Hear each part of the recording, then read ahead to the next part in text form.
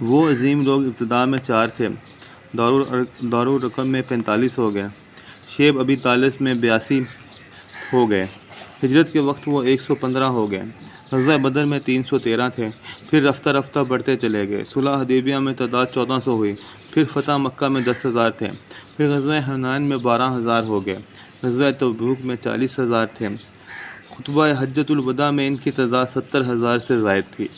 حضور اکرم صلی اللہ علیہ وآلہ وسلم کے وصال کے وقت یہ 1,25,00,000 تھے۔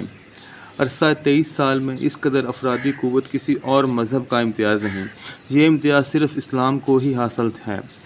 وہ لوگ اسلام میں اس قدر گھل مل گئے تھے کہ وہ خود اسلام نظر آتے تھے، مٹی کے بنے ہوئے، مگر پرواز آسمان سے اوپر تھی۔ وہ موت سے نہیں ڈرتے تھے بلکہ موت ان سے ڈرتی تھی۔ زمانہ انہیں نہیں، وہ زمانے کو مسخر کرتے تھے۔ اللہ ان سے راضی تھا اور وہ اللہ سے راضی۔ اے باری تعالیٰ ہمیں بھی ان لوگوں کا ہم نوا بنا دے، آمین۔